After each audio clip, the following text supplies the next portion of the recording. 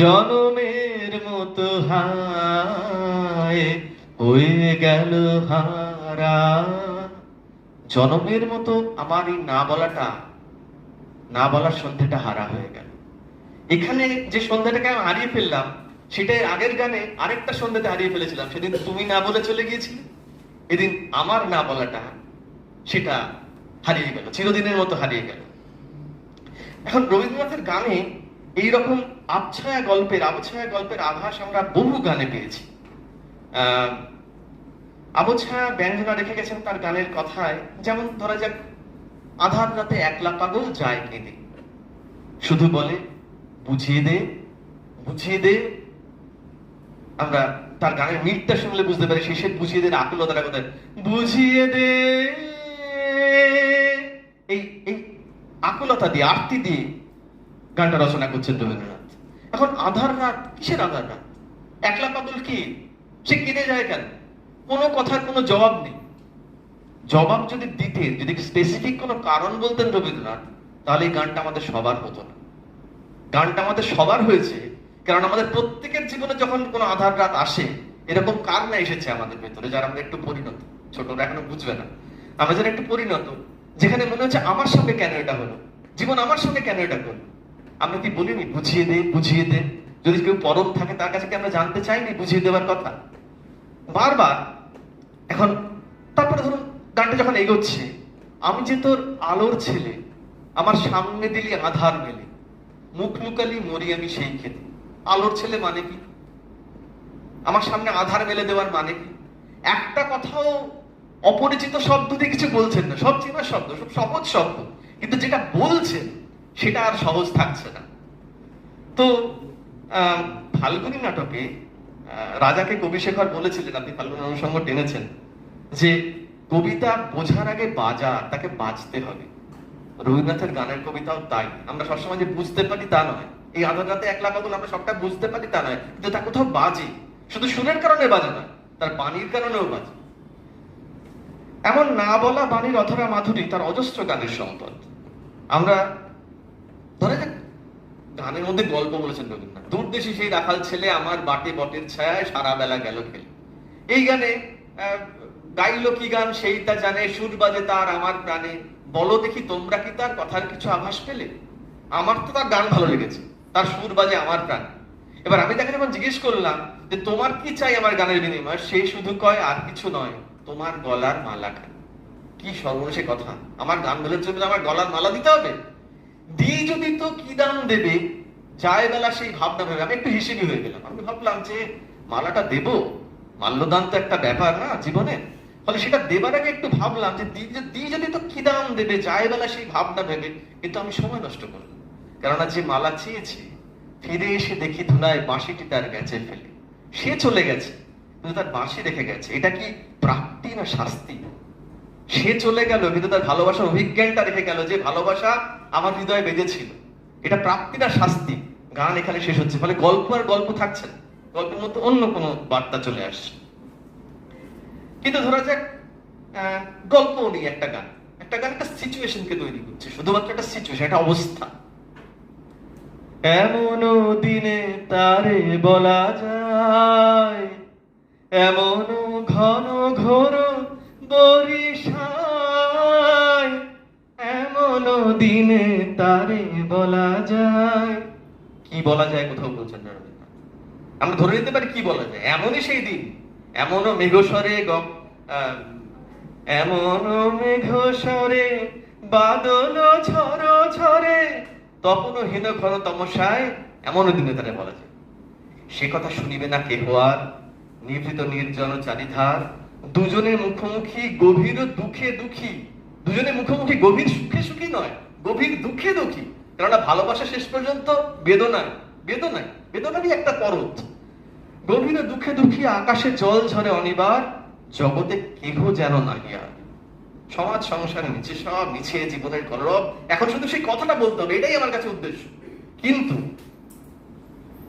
গানটা শেষ হচ্ছে এইভাবে, ব্যাকুল বেগে আজি বহে বায়, বিজুরি থেকে থেকে চমকায়, যে কথায় জীবনে রহিয়া গেল মনে, সে কথা আজি যেন বলা যায়। আজি যেন বলা যায়, এখানে গান শেষ। এ কি সর্বনাশী! মানে শেষ পর্যন্ত রবীন্দ্রনাথ কোন সিদ্ধান্ত বাক্যে আমাদের পৌঁছে দিলেন না। বলা হলো কি হলো না, এই টেনশনটাকে বাঁচিয়ে রাখলেন এবং ইন্টেনশনালি রাখলেন, যেন বলা যায়।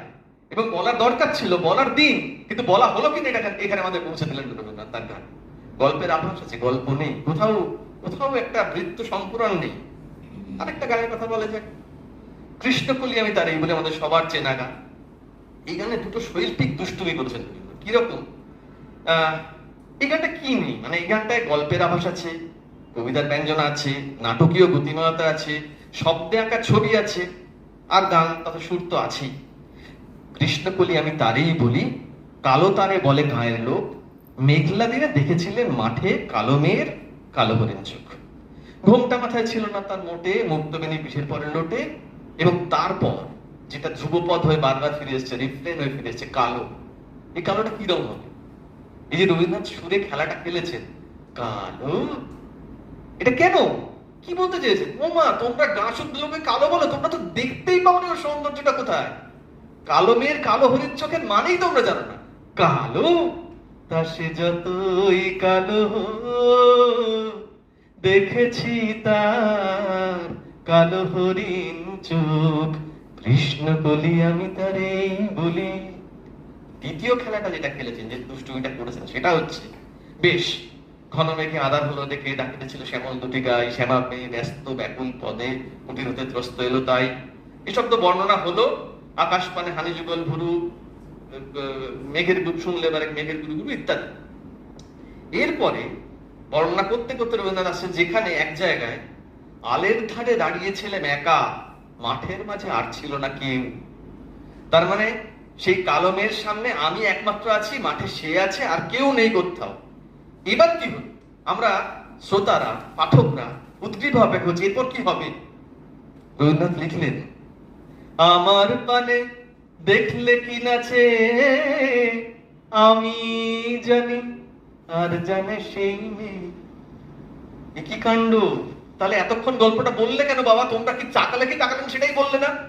রবীন্দ্রনাথ যেটা বললেন, কবিতা লেখা আছে আমি জানি আর জানে সেই মেয়ে, সুরের মধ্যে দিয়ে সেটা হয়ে গেল আমি জানি, আমি জানি, আমি জানি আর সেই জানে। আমার প্রাইভেসি নষ্ট করবো কেন? তোমাদের সব কথা বলার জন্য আমি থোড়াই এই গান লিখছি।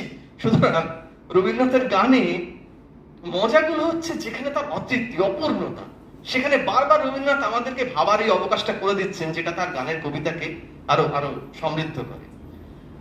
অনেক কথা বলা যায়, সময় কম, গুটিয়ে আছে কথাগুলো। রবীন্দ্রনাথের গানের কথায় অনেক সময় একটা বা দুটো বিমূর্ত ভাবনা, যার কোনো অবয়ব নেই, এরকম জিনিস এসে হাত ধরে বা একটা ছবি আঁকা। তেমন দুটো গানের কথা এখানে বলা যায়। একটা হচ্ছে, দয়া দিয়ে হবে গোমর জীবন ধুতি। আচ্ছা, ধোয়া কথাটা বললে আমার মনে একটা ছবি ভেসে ওঠে, অনিবার্য ভাবে ভেসে ওঠে। সাধারণত জলের অনুষঙ্গটা এসেই যায়, একটা কিছু একটা কিছু ধোয়া হচ্ছে।